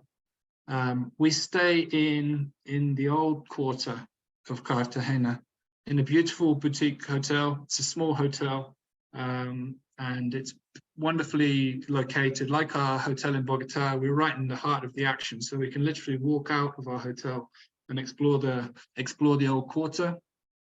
We'll also visit La Popa Hill, which gives us a great sort of overview of Cartagena, where the modern city meets the old. And we'll again be accompanied by expert local guides. We do our best to employ the best guides throughout the tour, not just cultural, but also local guides as well for the birding. And Cartagena is no exception. We'll visit the monastic church of La Popa in the morning, and then we'll enjoy a walking tour of the old quarter. With its colourful sights. We'll drop into cafes and we'll learn about Cartagena's checkered but fascinating history of pirates, of Spanish, French invasions, British invasions. It's a real melting pot of history and cultures, and a fascinating place to spend a few days. And yeah, we'll finish the main tour here in Cartagena.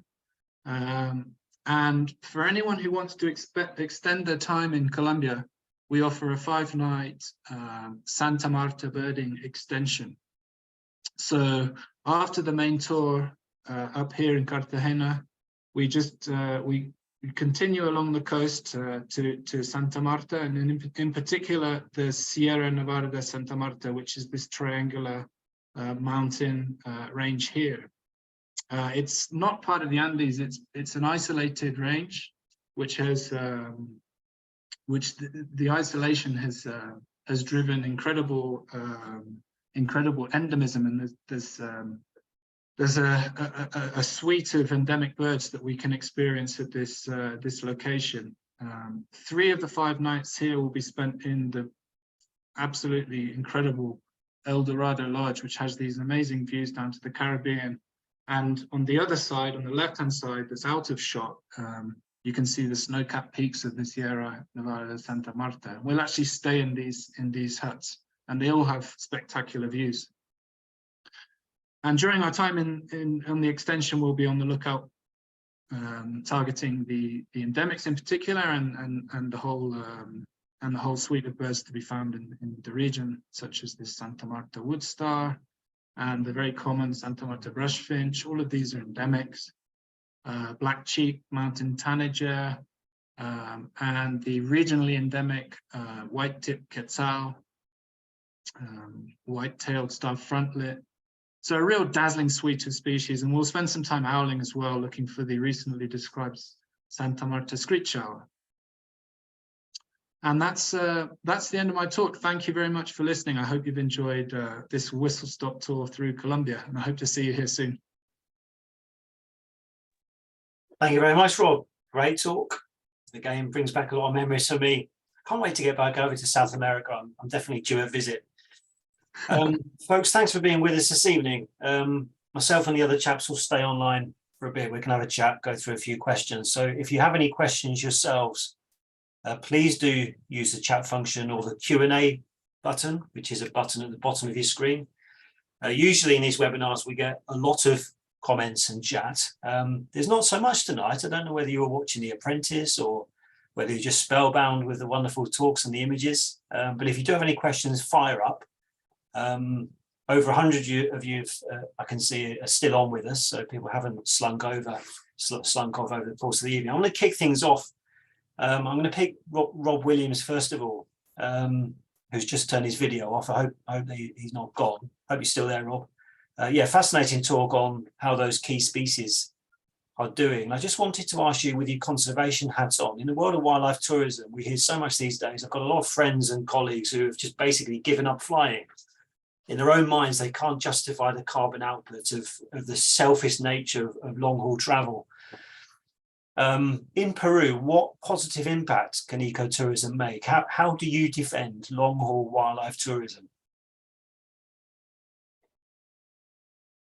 That's such a heavy question, it's bust Rob's internet. So I'm going to give him a break. And hopefully he'll come back on. I think you were just suffering a bit from bandwidth, Rob, there. I understand that.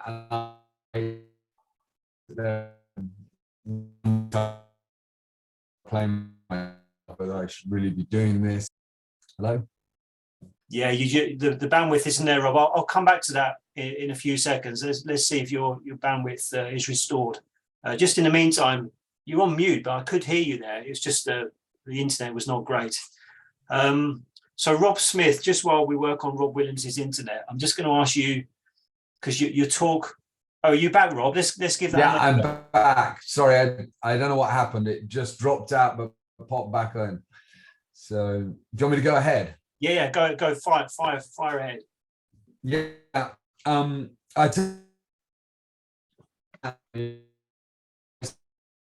when I get on a flight,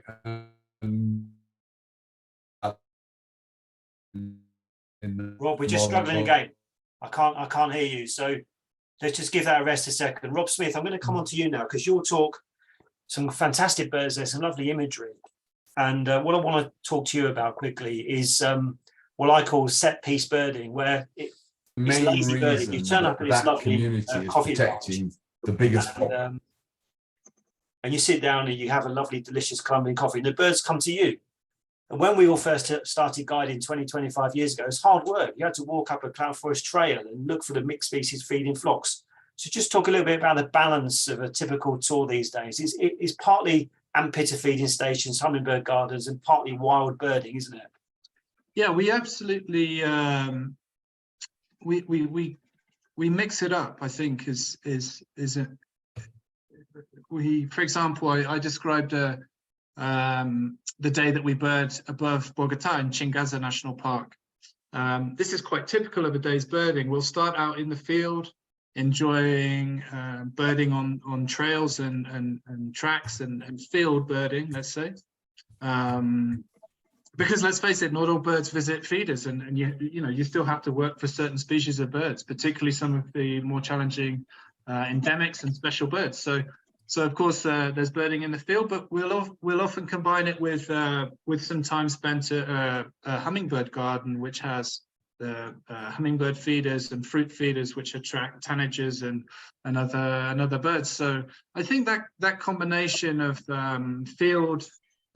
field birding combined with some more relaxed birding around gardens and feeding stations works really well, and especially when you're on a birding tour, to relax in a nice garden after a solid morning's birding is nice, and you can sit with your coffee, as you say, and see birds come in. It's great for photography, of course, as well, because you get birds not just at close range, but often spending a little bit more time in front of you. So for those people that want to take back dazzling pictures of some of the birds that we see, that's a great way of doing it as well. So I think that mix is important, and I love spending time in the field as much as I do in these relaxed environments. Yeah, great. And a nice question from William Wraith for you, Rob, as well. Any mammals of note? And you actually operate a dedicated mammals tour for us in Colombia, but just to reflect on your country's best mammals for a few seconds. On the birds and history, there's not a great deal of mammals, because we spend much of our time in the Andes and in cloud forests, where there's plenty of concentration of mammals, but finding them is difficult. But Colombia has a wealth of mammals in the Llanos region, which is the eastern plains of the Orinoco. You can find jaguar, giant anteater, southern tamandua. And we also, as you mentioned, Andy, we have a tour with Naturetrek that looks for Colombia's rare and endemic primates, of which there are many. There's I think around 30 species of primates in Colombia. Cotton-top tamarin and silvery brown barefaced tamarin, some of the key targets on that tour, along with common woolly monkeys, ornate TT and other endemics. So there's, the mammal diversity is incredible. If you want to see more than the diurnal sort of easy species, of which the primates belong, you really have to go out at night and do some spotlighting as well. something that's becoming more popular with mammal enthusiasts. So yeah, there's lots of mammals on offer, but you need a tour that really focuses in on them, I think. Yeah, And great. Thanks, the Rob. Birds in History is not that tour. Yeah, yeah. Rob Williams, let's give you another go. Okay, so sorry about that. So yeah, I was trying to say that, like Chapari, the community there opted to do conservation and try a new model to use the vast majority of their communal lands. They have 42,000 hectares. They put 34,000 into conservation to try a new model. And the tourism is what generates the income there. 42 people earn their primary living now from tourism. And so if people stop going there, that incentive goes. Hopefully the community, would move beyond that maybe, but at the end of the day, putting bread on the table for these people in remote, poor areas is a crucial thing, and visitors are very important for that.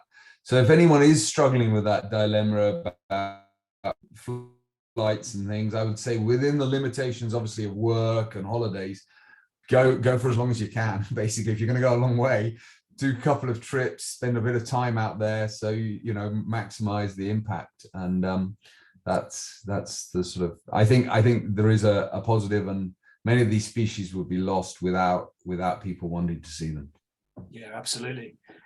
Joe Harper, you've joined us late this evening. Yes, this has been recorded and we'll put it up on our website, so you'll get an email with a link to the recording. Don't worry about that. Alison Ragg, your question about altitude sickness is a common one we get regarding tours in the Andes, and Jose Antonio is a good man to answer this because he's sitting currently at 3,000 meters up in Cusco, Peru. And if I was suddenly taken to Cusco and tried to go to sleep tonight, I would have a slight headache and my throat would be dry. I'd have to drink water and coca tea. So Jose, you're used to it. You live there all the time. But how do you answer this question when people come from Europe and the United States and ask you about altitude sickness? What's your advice and how do you cope with it? Yes, hello. Hello again. Can you hear me, Andy, now? Yes, yeah. Thank you. That's good. Big relief. Thank you very much for the question. Well, not many people is used to this high altitude, as you know. We are living here in Cusco about 11,000 feet, 3,400 meters. So it's always, you always get a little bit of high altitude here, headache and things like that. So we basically advise people to drink a lot of water, for example, especially the first couple of days. Not eat so much, again, in the first evening meal or in the following day, and go slowly, Usually people get feel okay the first or second day, but still don't be very confident about it because you still feel it, I've been in cases where people have been feeling really sick, and I have to just ask them to go to the bedroom and have rest for the rest of the day. But these days, as you know, Andy, we have added one more day in Cusco, right? So for people can get more used to the high altitude and they can do all the activities we do here, which is a very good idea. I really like it. And so people can, indeed, my last couple of tours in Peru with Naturetrek, people feel bad the first couple of days, but then the last 3 days they were okay. So that's basically what we do. A lot of water, take it easy, and not having so much meal, and not so big meals, for the evening dinner, basically. Mm-hmm. Yeah. Oh, alcohol as well. We go easy with alcohol, especially the first couple of days. Yeah. Peru's got a wonderful beer called Cusqueña, which is brewed in Cusco. Best to steer clear of that until you're acclimatized. But acclimatization is Pisco sour too.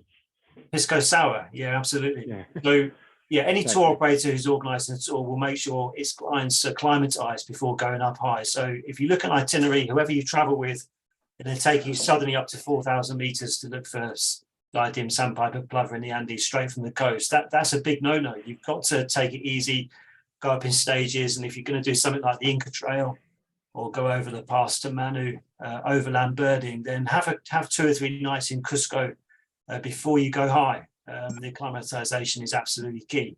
Same in Ecuador. I wouldn't take a group into Quito straight from Europe and then suddenly go up to 4,000 meters on the Papiate Pass. It's crazy. You've got to allow people time to acclimatize. See if we've got any other questions. Someone earlier asked how easy it is to organise a marvellous spatule tail extension to the Southeast Circuit. We talked about this recently, Rob Williams, didn't we? Yeah. And it's basically a flight north, and it's fairly easily done. Just talk through that quickly. Yeah, so you fly back to Lima, and then from there you fly up to the town of Tarapoto, and then from there to the marvelous spatule site would be about a 5-hour drive. But there's a nice place to stop halfway on the way with great hummingbird feeders with rufous crested coquettes and a bunch of other species. So you can take a couple of days to get there, a couple of days around a couple of the marvelous spatule tail places, and then you could drive back to Tarapoto and fly out. And so, yeah, it would be quite easy. I would recommend 4 or 5 days, more if you could spare it, because there's an awful lot of other good birds in that area. It's not just marvelous spatule tail. I mean, if you really wanted to do it quickly, you could do it in a 2-day, 3-day trip. But I would add a couple of days at least, and see 40 species of hummingbirds on the way. Yeah. Thanks, Rob. Elaine Gadd, Culture and Wildlife Tour is a great idea. You say you've done the Uzbekistan one, part of the world I haven't been to, would love to go. Colombia follows a similar kind of pattern, and we're planning others. Ecuador also could easily host a birds and culture tour. And there are some others we do in Europe, not so much long haul, but we do a birds and history tour in Sri Lanka, for example. We do some fantastic culture and history in India surrounding birds and tiger tourism. So there are some great opportunities out there. Someone anonymously, Rob Smith, has asked about safe areas of Colombia. This is a question that always comes up, and understandably so, because for so long the Foreign Office advice has been somewhat alarmist for Colombia. But you live and work there. How do you answer that question? People's security. Yeah, I mean, Colombia's historical problems are well documented, and there are still places in the country that aren't really safe to visit. But the vast majority of Colombia now, if you look at the UK FCO advisory, is green, and the yellow areas are also declining. So those green areas are expanding. We only operate in the green areas of the FCO's advisory, so that all the tours that we operate with Naturetrek are within those green areas. We've never had any problems with security on any of the tours that we've operated. Colombia is a safe place to travel if you travel in those areas. Like London, there's certain places in London you don't want to be stuck at 2 o'clock in the morning out on the streets. It's the same here in Colombia. So sort of and obviously we don't end up in those places on a birding tour. But even if you're just visiting Colombia independently, obviously there's certain things that you wouldn't do.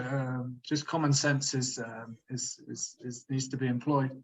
But yeah, we've never had any problems whatsoever, and I would say it's quite the opposite. People come here and they're one of the real delights is the hospitality, the friendly faces.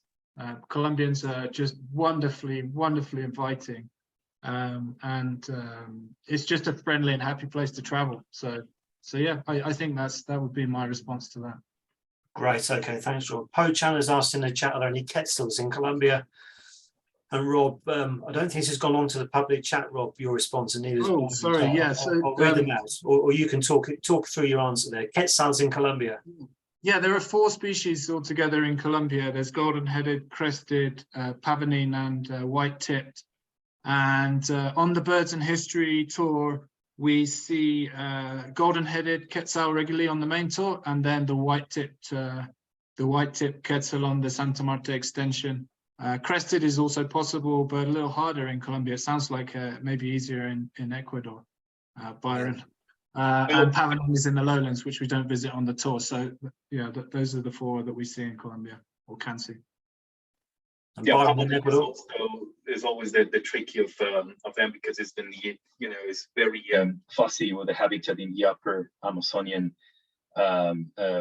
area. But yeah, crested And golden-headed are fairly easy, much easier in Ecuador than Colombia. Colombia is vast. I mean, you can see 4 species of quetzals there, but it depends where you are. Golden-headed and crested are much easier in the southwest of Colombia or in the southeast. But as soon as you're going towards the Caribbean coast, you've got white tip there, which is the ecological equivalent. But it depends where you are. In the central, in the coffee triangle, golden-headed and crested are more likely to be seen. Yeah, and if anyone wants to see resplendent Costa Rica, or go to Guatemala with you, Byron. Did you hear that, Byron? No. Can you hear me, guys? Yeah, yeah. Yeah. Just Byron suddenly You're not can't hear Byron. me. Yeah, but anyway, just to repeat, resplendent quetzal, Costa Rica, or go on our tour to Guatemala with Byron. I think that's all the questions. Thank you so much for your companionship this evening. Thanks to the 4 speakers, good friends of mine. Great to see you again, guys. Looking fit and well. Wish you all the best for 2023, both the speakers and all of you that have joined us tonight. We've been extremely busy since the new year. Lots of bookings coming in, people planning their trips with us. It's great to have survived the pandemic in 2022 and look forward to more positive times. I'm sure we're all grateful to be busy again. So thank you very much for joining us. We'll sign off now. Have a good evening and take care of yourselves. Thanks, Bye, everyone. guys. Thank you very much. Thank you. Bye, Rob. Thank Good you, to see everybody. Bye-bye. Bye. See you all. Bye. Thanks. Ciao. Bye, Rob. Ciao. Ciao. Bye-bye, See you guys. guys. Take care. Bye, guys.